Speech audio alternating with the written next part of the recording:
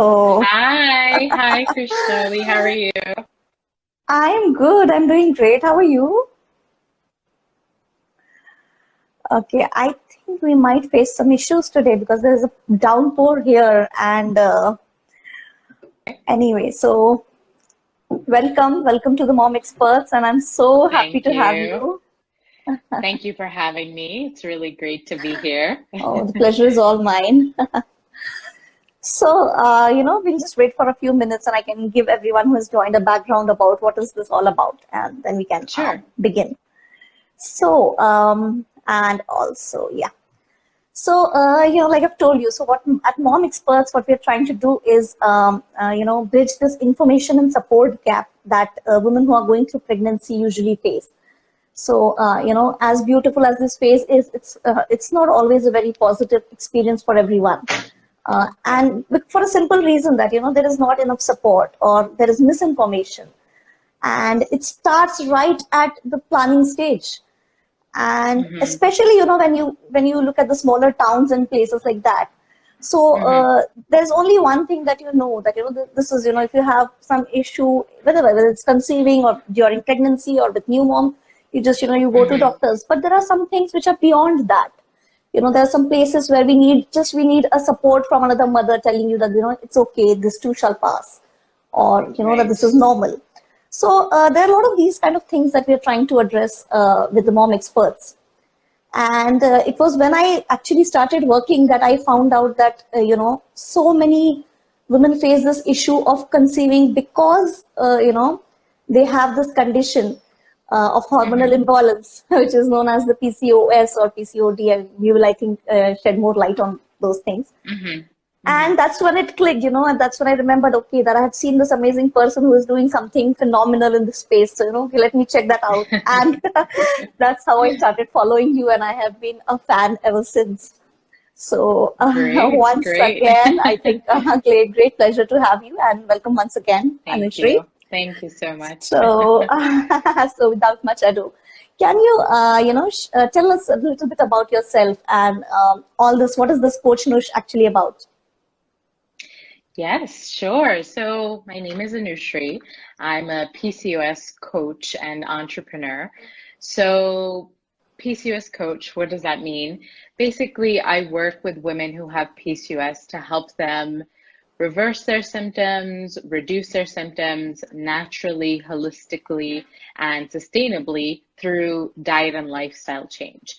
Because it is a hormonal imbalance-based condition as well as a condition that causes metabolic dysfunction, the only way to address it sustainably long term is by changing your diet and lifestyle to support your hormonal health, to support your metabolic health.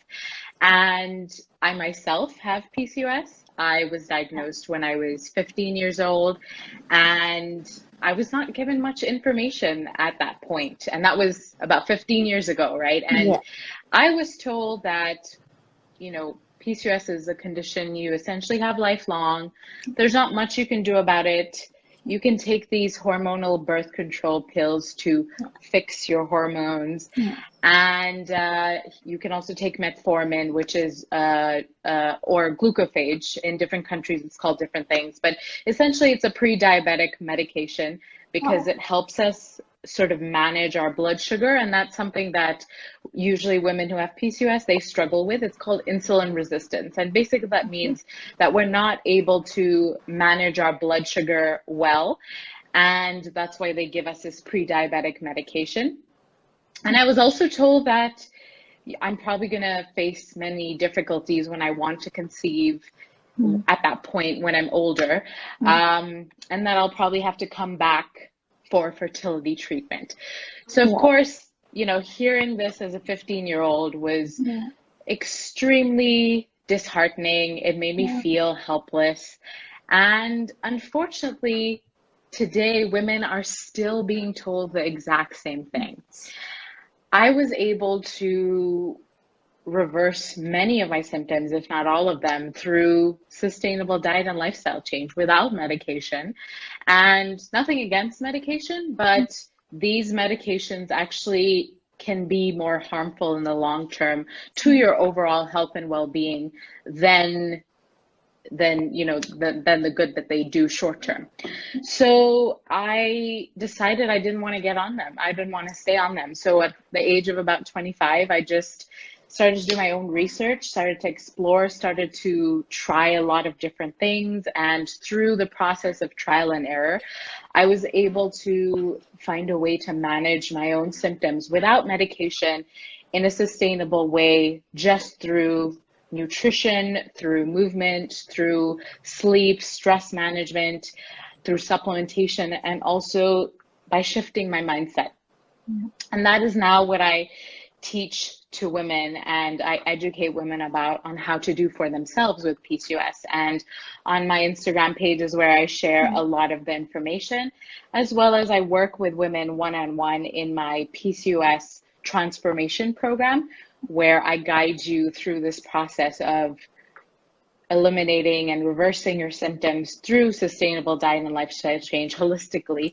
And we look at all these things. We look at nutrition, we look at movement, we look at sleep, stress management, supplementation, and even the mindset aspect of it.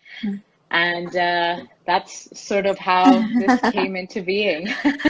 It's incredible and it's phenomenal because, and a couple of things that stand out.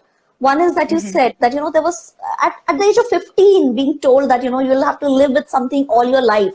When your life is just starting, it's a huge setback emotionally, mentally. It is. I don't know what it does to a child or, a teenage. That is one thing. And the other thing that you've been saying, holistically and sustainably, which is, I think, the most important thing here. Because you don't want to get on something that is not going to be with you throughout and, keep changing and keep struggling with it. That's not the solution. So that is also something that drew me to your, page and to what you've been doing, which is incredible. So for our viewers here who are, new about this, or there's a lot of confusion that, what is PCOS and how is it different from PCOD? Because these terms are thrown in very casually and interchangeably. So I think, as far as I know, India is the only country that calls it PCOD. And essentially, they are one and the same. They're the same thing. It's just a different name. So polycystic ovarian syndrome versus polycystic ovarian disease or disorder, right? Depending on what you want to call it. But essentially, they are the same thing. I personally prefer to call it a syndrome because I'm not fond of the word disease and saying and associating the condition with that. So I just prefer to call it a syndrome. And a syndrome basically just means that it's a combination of different symptoms. And because women with PCOS don't all necessarily have the same symptoms, you can have a combination of various symptoms to do with the condition. It doesn't look the same in every woman. That's why it's called a syndrome. And that's why I also like to refer to it in that way. Okay. So what are the, how did you get diagnosed? Like, what are the symptoms which will, trigger you to go for a checkup or to find out more? So in order to officially be diagnosed with PCOS, what the tests that a doctor has to evaluate are three things. So if you have two of the following three things, then technically a doctor can diagnose you with PCOS.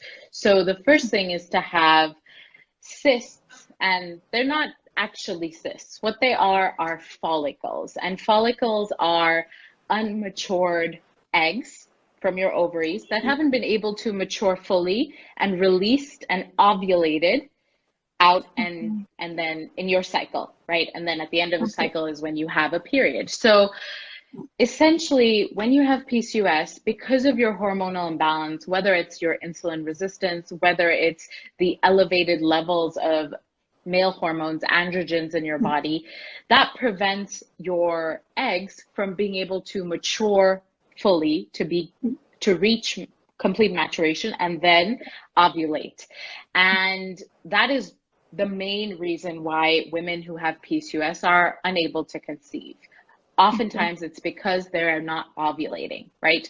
So follicles, I call them follicles, there's a distinction between these follicles and what are ovarian cysts. Ovarian cysts Okay. are fluid filled sacs that develop on your ovaries, and those can often burst and they can be extremely painful. But that Oh, is not what you have when you have PCOS. You might have ovarian cysts, but that's not associated with the condition of please. PCOS. Okay. The cysts or the follicles that you see in an ultrasound that are associated with PCOS are actually unmatured eggs that are just, partially matured and are just sitting on your ovaries. Okay. So the way to find out if you have that is if you get a ultrasound done. And that's something that your doctor would recommend for you to do. You get an ultrasound done and you'll be able to see those follicles. And then, so that's the first criteria, right? The second Mm. criteria is to have irregular cycles, whether Okay. that is you're not having a period at all. It's been several months, 3 or more months where you haven't had a period at all.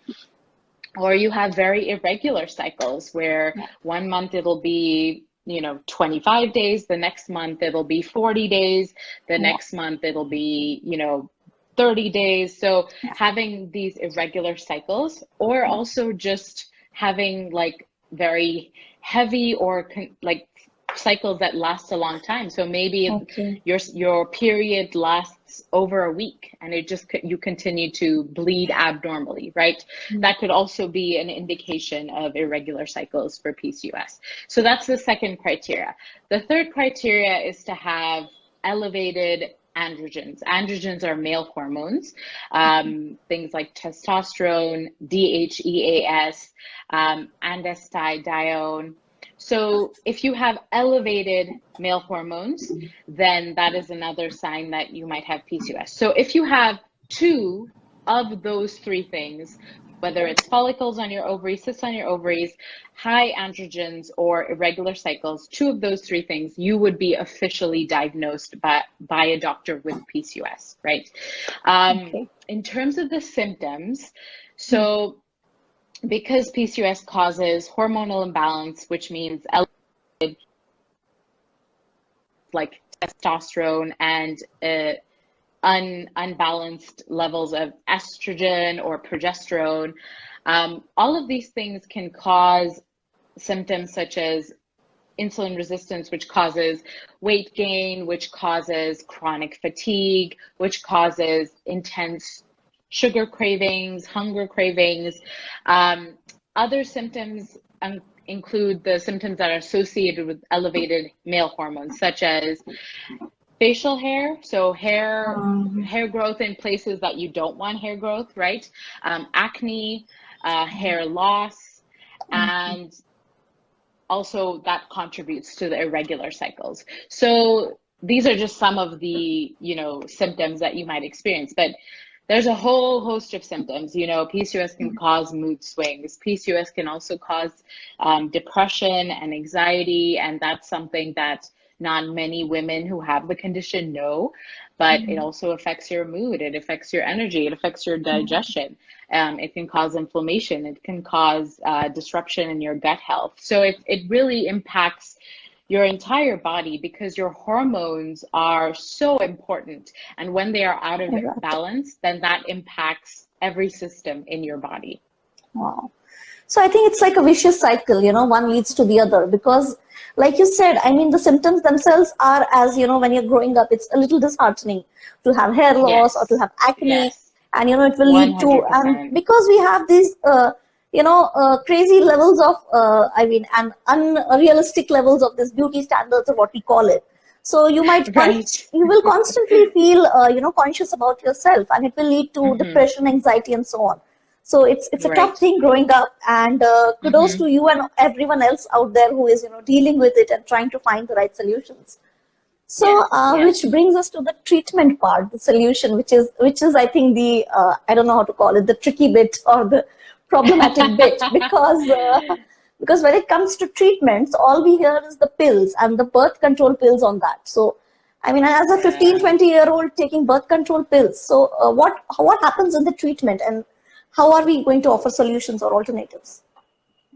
Yeah, so the way that it's generally addressed by the medical community is to put you on hormonal birth control of some form. And there's different versions depending on whatever your doctor prescribes to you.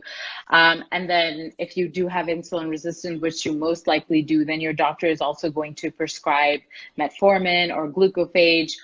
And if you have high levels of androgens and you having, these symptoms like the facial hair growth, or you having the acne or the hair loss, then your doctor might also prescribe a medication to help you with that, such as spironolactone. So ultimately, these medications don't get to the root of the issue, right?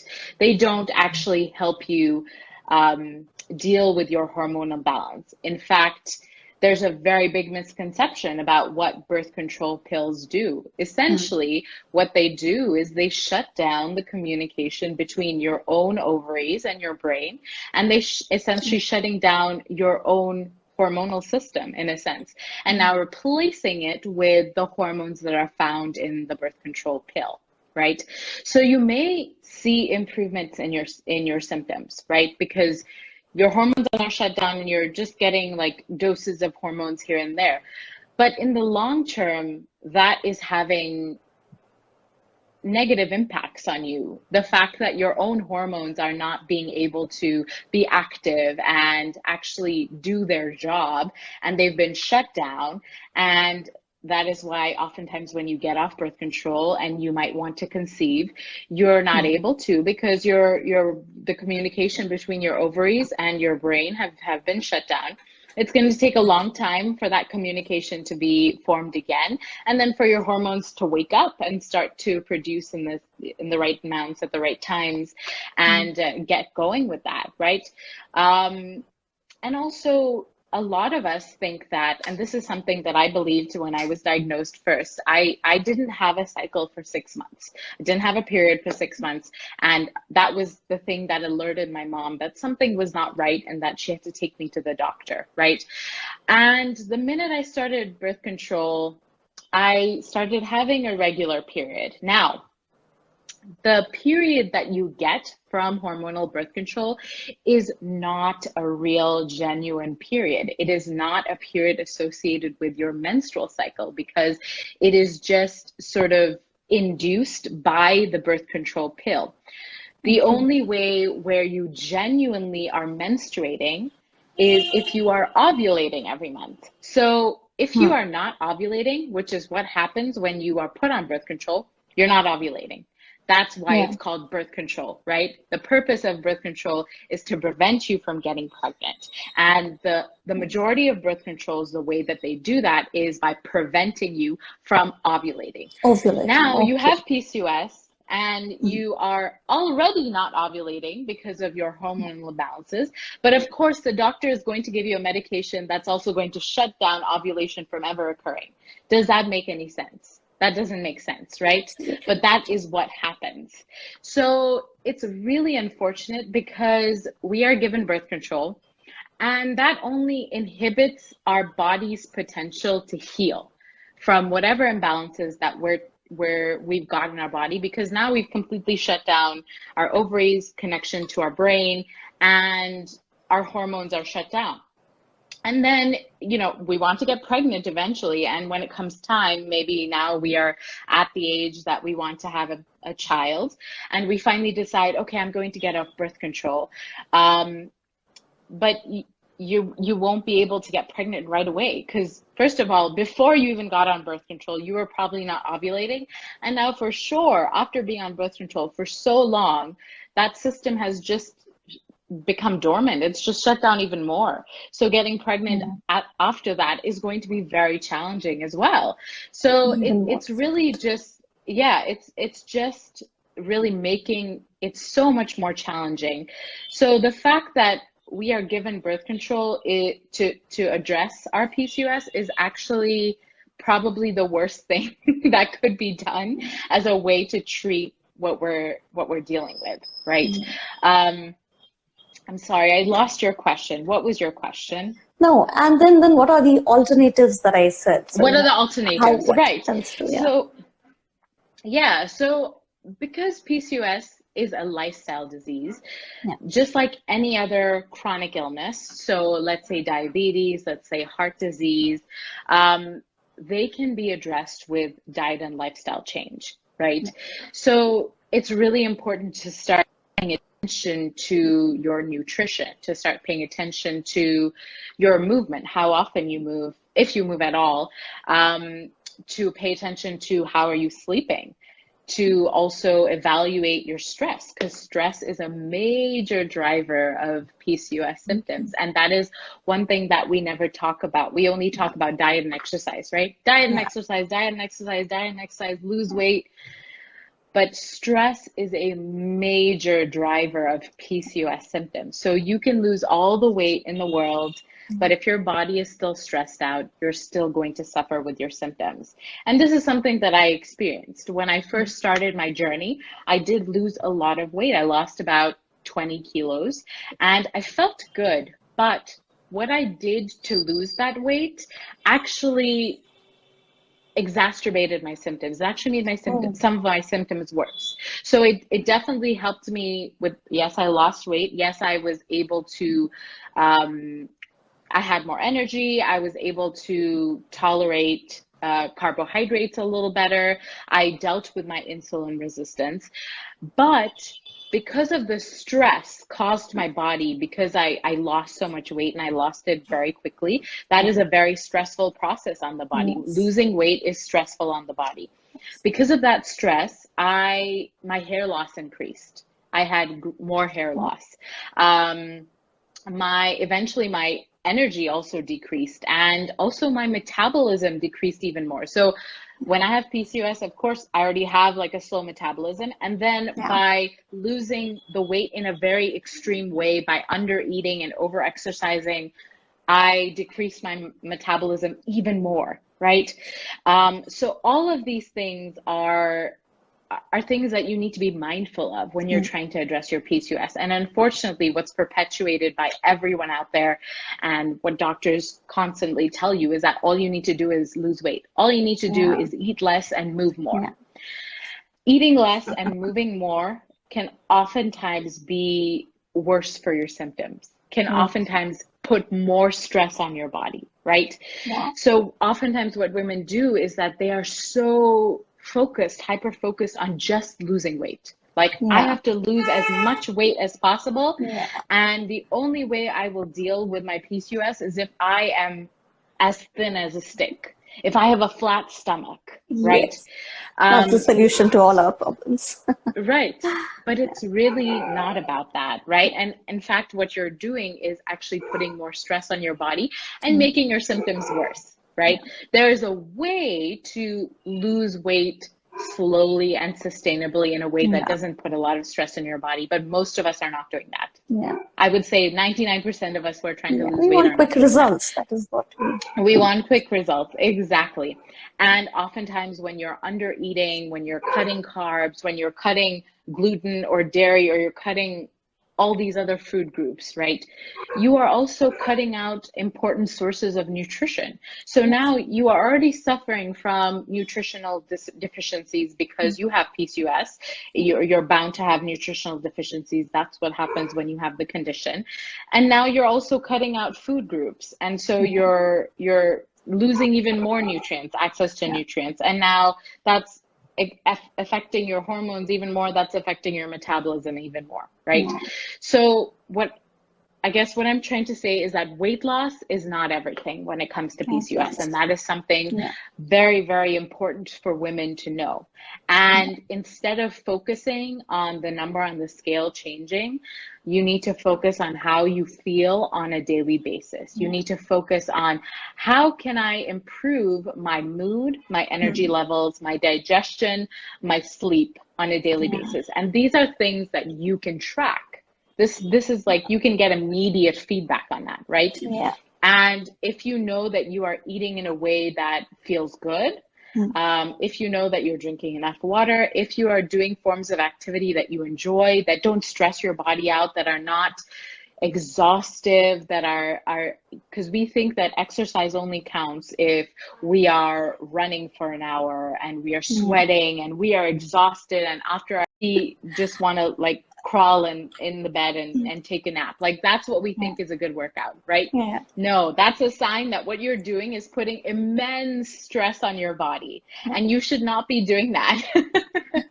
So instead, practice forms of activity that make you feel good, you know, that things like walking is so underrated, right? Yeah, absolutely. Walking is amazing for PCOS management. Walking 7,000 to 10,000 steps a day, every day regularly is great. It's sort of a stable form of steady state cardio. It never gets your heart rate too high to where your body thinks you're stressed out, and you're still able to use up energy effectively and even burn fat while you're walking. And you can walk for a long time and you won't feel like, you know, you're dead afterwards, right? Yeah.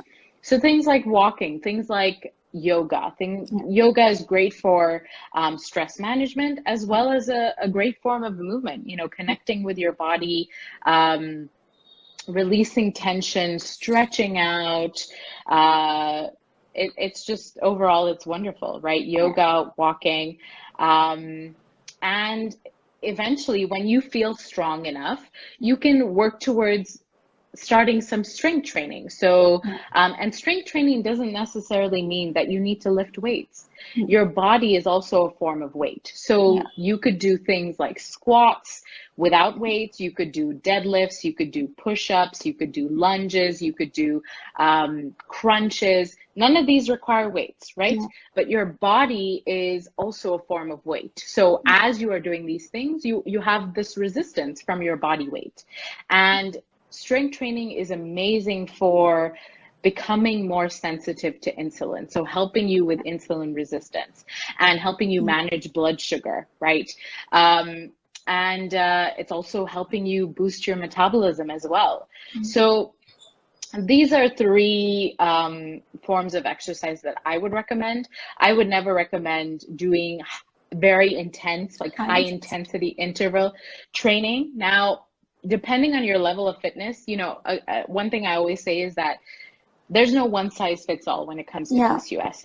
Everyone is different. Everyone has a different body. Everyone is on a different journey. Everyone has different things to heal. They have different symptoms. So there is no one size fits all. So if you are at the fitness level where, you know, you can do HIIT and it doesn't stress your body out, great.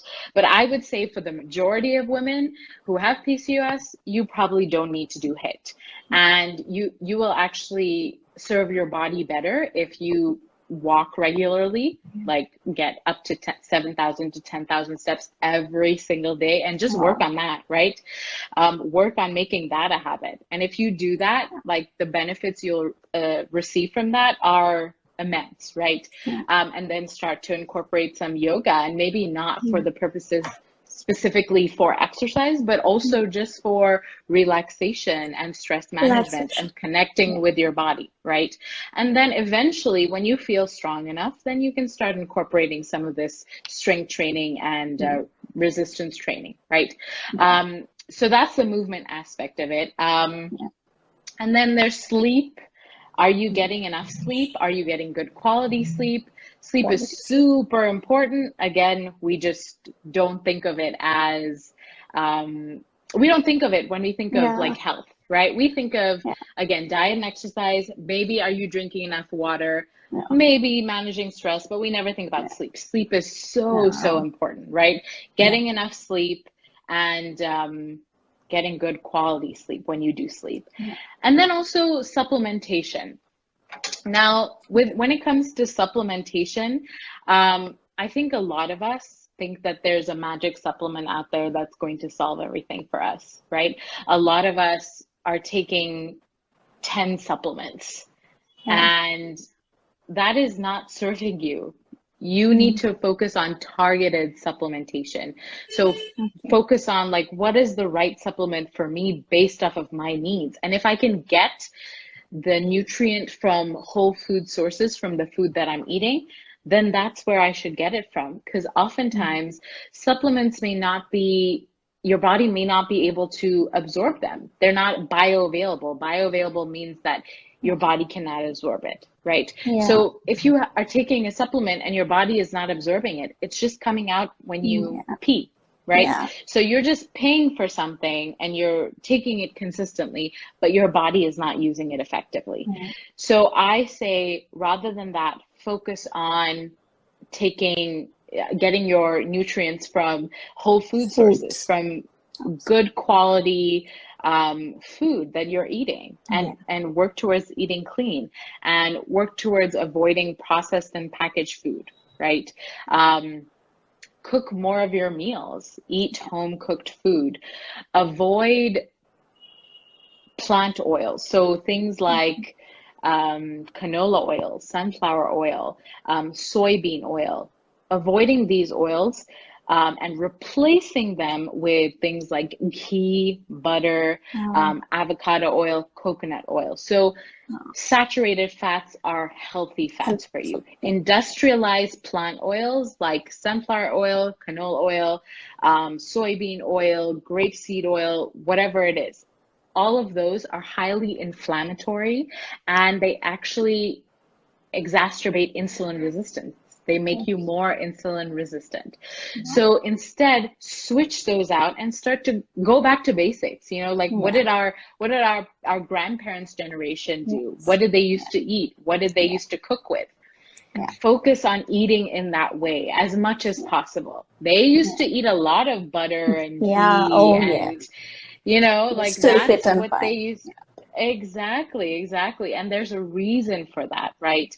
Those are healthy fats for us. These industrialized plant oils like canola oil, if you knew how those are made, you would be horrified. Like if you watched a video on how they make those oils are actually just like the byproducts of industry, like when they're trying to make something else, whatever's left Industrial over is waste. those oil. Yeah, Oh my industrial God. waste, exactly. Okay.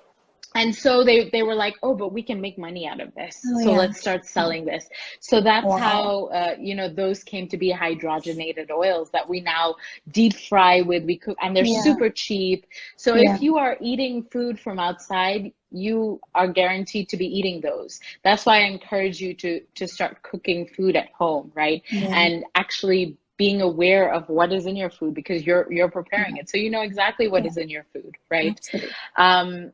And none of this means that you have to cut out any food groups. You know, there's a huge thing online about cutting gluten and dairy. Oh yes. And when you are in, you are South Asian, like the two of us Yeah. are, that is just not sustainable. Oh You know, no. gluten and dairy are large parts of Unimaginable. our And if we cultural talk food. about, and if we talk about our, group, which is like pregnancy and also, I mean, you can't not have dairy. You can't. So yeah, Yeah. not So sustainable for instead, us.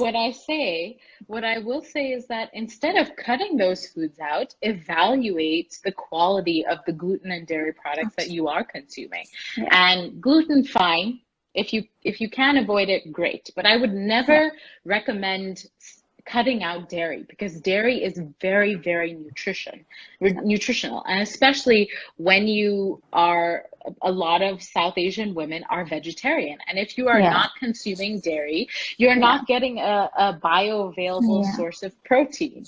Yeah. And that is really problematic, because protein is so important. So if you're vegetarian and you're not eating dairy, Yeah. you are malnourished, basically. You are causing malnourishment in your body. Yeah. So what I would say is, instead, evaluate the quality of your products, Yeah. right? Evaluate, what is the quality of the dairy products they get. Are they organic? Yeah. Are they from grass-fed cows? Are they A2 dairy? Yeah. A2 dairy is the type of dairy that usually most of us have an easy time Yeah. digesting. Yeah. So the brand that I like to use in India, it's called Kalpa, I think that's what it's called. And that's what it is: organic, grass-fed, A2 dairy. And they have all dairy products, milk, cheese, paneer, like whatever it is, right? And all of their products are organic and grass-fed, which is what you need to start looking at instead of cutting out dairy completely. So we've talked about nutrition, we've talked about movement, we've talked about sleep, we've talked about stress management, and supplementation. And the last thing that's really important is the mindset aspect of it, right? A lot of us who have PCOS, we have been battling with our bodies for a very long time because we feel like our body has betrayed us in a way, and that we do all these things, we try to lose weight, we try to eat better, we try to exercise, and our body doesn't respond in a favorable way. We may join a fitness program with one of our friends who doesn't have PCOS, and we see them losing a bunch of weight, and we're not able to lose any weight at all. So we have this really like detrimental relationship with our bodies. Oftentimes we have a bad relationship with food, and then we also have a bad relationship with our condition, with PCOS. So what's really important is to start loving your body and loving yourself, and taking active steps towards doing that, taking active steps towards healing your relationship with food, and getting out of this mindset that there's good and bad foods. There's no good and bad foods. Food is neutral. Food is neutral. There's no need to associate any moral value with food. Food is neutral. There is some food that makes me feel good. There's some food that doesn't make me feel as good, right? Focus on eating those foods that make me feel good, that give me energy, that make me feel light, and, you know, put me in a good frame of mind, and focus on eating more of those foods, and focus on eating less of the low energy foods. But that doesn't mean that you can never eat pizza again, you can never eat ice cream again, you can never have any enjoyment from the foods that you eat. That's not true. Like, enjoyment is very much part of, you know, your relationship with food. Yes, food is for nourishment and fuel, but it's also, there's also a very important piece of it, which is the enjoyment aspect. So it's all about finding the balance, right? The majority of the time, you want to feel good, you want to feel energized, you want to be able to do the things that you want to do and take the day every day. So you're going to largely eat those high energy foods.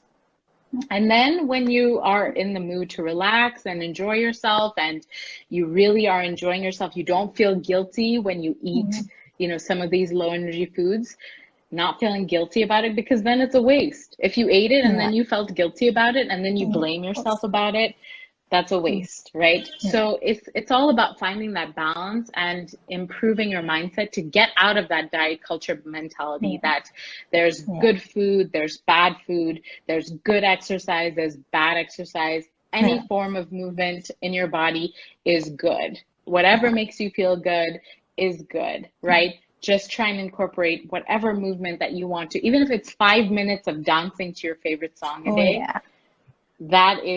That's great, right? You have That to is feel a good form about of it movement. to be happy about Exactly. That's a form of movement. it. So those are ways that you can start to address your PCOS. And I know it's a lot, but I also don't want anyone to feel overwhelmed who's watching this, right?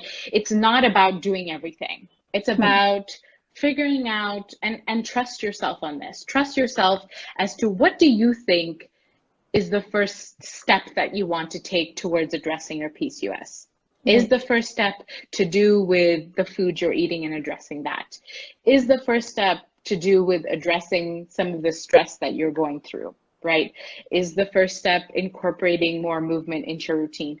Whatever you intuitively feel is the first step for you, trust that and start with that, right?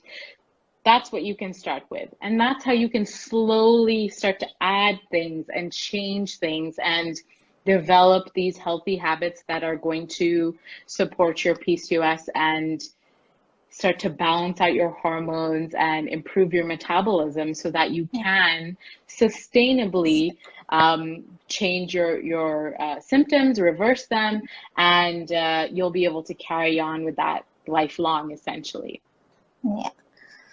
So I think very important underlying point here is that, like you said, it's not one size fits all.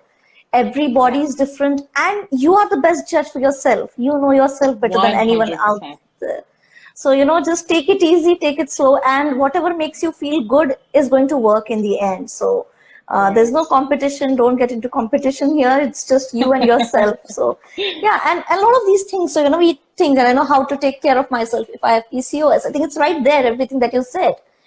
Just one Yeah, thing at a time, baby steps, and you just have to address your emotional overall health. And it's not just weight or just not just one aspect that, okay, my cycle is sorted right, or my weight is sorted. No, it's an overall thing. You have to just be happy and right, positive about this. So, yeah, that's a very right. important message that we would again and again like to give. It's about lifestyle change in a positive way that suits you. Yes, Do not yes, rush into it. Do not start a match with someone. It's not a race. So yeah, very important. There is one very important and one of the last, I think, questions, which is yeah, what this is about. PCOS and mm-hmm, pregnancy. So yeah, a common belief is that PCOS and infertility go hand in hand, and it may not be. You can shed light on it. So how right. common is infertility in in with PCOS? Women who suffer PCOS, and is are fertility treatments the only option, or someone who is trying, can they naturally conceive? What do you think about it? Yeah, yeah. So just to give you a bit of the science so that you can understand, and this is very important to understand because we are not given this information when we are diagnosed, when we go to the doctors and they uncover that we're struggling to conceive, we're not given this information. And the information is that what is happening when you cannot conceive when you have PCOS is predominantly, I don't know the statistic, but predominantly it's that you are not ovulating. Okay. Yes. You are not ovulating. You are not releasing that egg from your ovary into your fallopian tube. And hence, if there's no egg in your fallopian tube, there's no meeting of the sperm and egg, Yeah. and you won't be able to conceive, right? Yeah. Yeah. So remember I told you about those cysts on your ovaries, the follicles on your ovaries, Yeah. unmatured Yeah. eggs that just sit on your ovary, Yes. right? They need Yes. to be released into your fallopian tube in order for you to even have a chance of conceiving. Now, if you are not Okay. able to do that at all, or if you're only able to do it, 3 times a year, because of your hormonal imbalances, then that significantly reduces your chances of being able to conceive naturally, right? Okay. So, what's really important is for you to understand that that is happening when you have PCOS because of the hormonal imbalance that is at play, okay, in your Right. body. And you can 100% get you can 100% get balance back into your hormones to where you are ovulating every month, right? And Yeah. if you are ovulating every month, then your chances of conceiving, like Naturally happen. a woman who doesn't have PCOS, are Yeah. exactly the same, Same. Right. right? Yeah. Whether or not you have PCOS, if you are ovulating every month, Yeah. and if you're ovulating well, like if Yeah. it's a healthy ovulation, where Yeah. it's a strong ovulation, you're producing a good amount of progesterone when you ovulate, then your chances of conceiving are just At the par. same as someone who doesn't have PCOS, Yeah. right? Absolutely. So, doctors don't tell you what is the issue, Yeah. right? You need to be informed and understand that if you have PCOS, I don't know what the statistic is, but I would say 99% of the time it is because you're not able to conceive because you are not ovulating.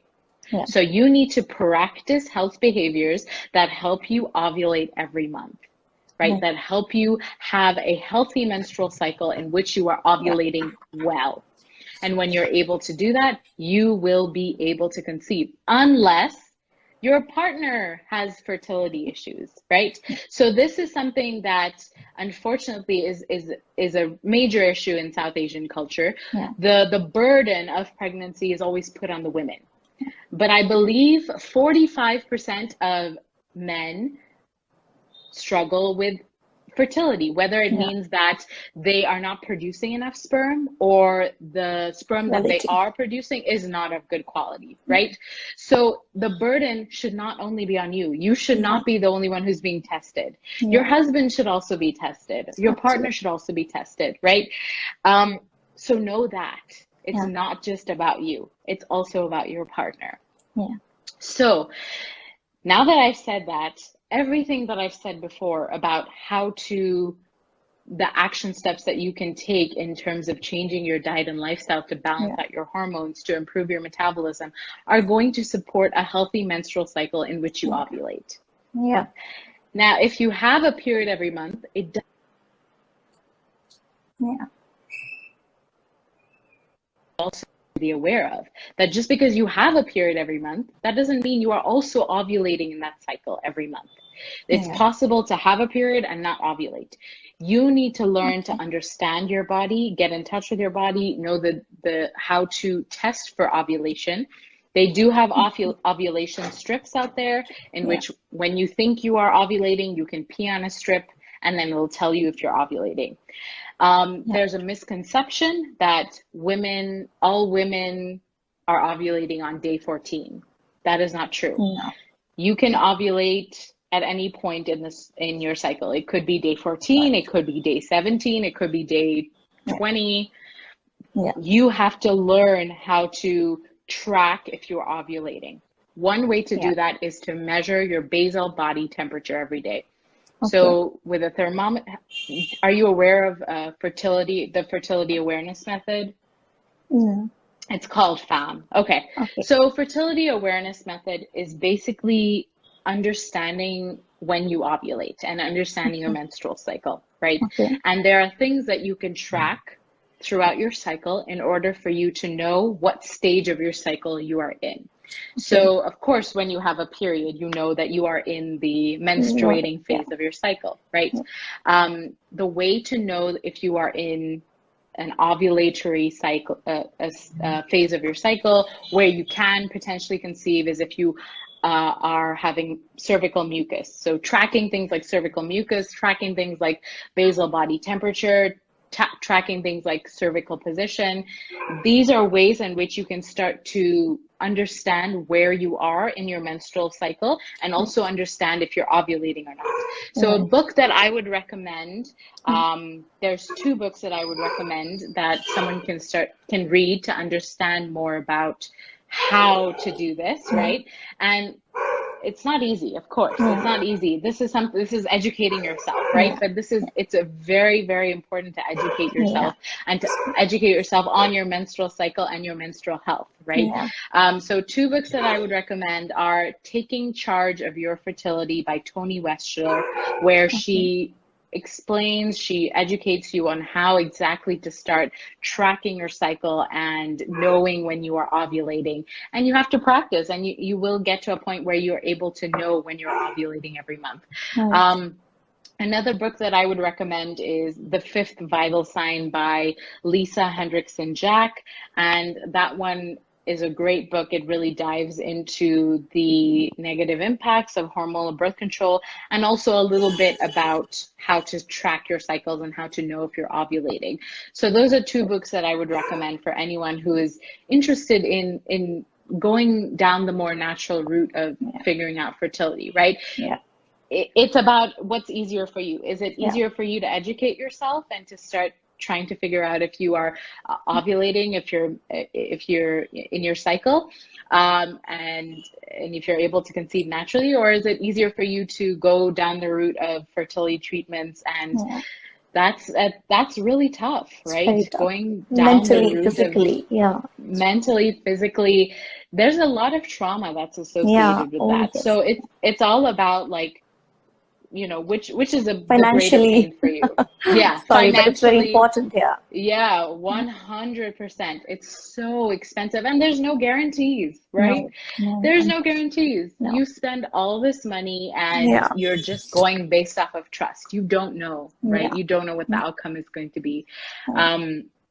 So I would highly recommend, like, this is part of being an empowered woman, right? Yeah, Taking charge of your absolutely. health, taking charge of your fertility, educating yourself on your body, on how to take care of yourself, and educating yourself on your menstrual cycle. You know, a lot of Yeah. us might even carry some shame associated with our menstrual Yes. cycle, associated with being a woman, because it is taboo in our culture in some sense. Yeah. Like, having a Yeah. period, there are taboos associated Yeah. with that. There Oh, are yes. things in our ancient culture that sort of make it seem like it's a negative Impure thing. or When, something. Yeah. yeah, exactly. When, I mean, it's the reason that we are all here. It's the reason Yeah. for life on Earth, right?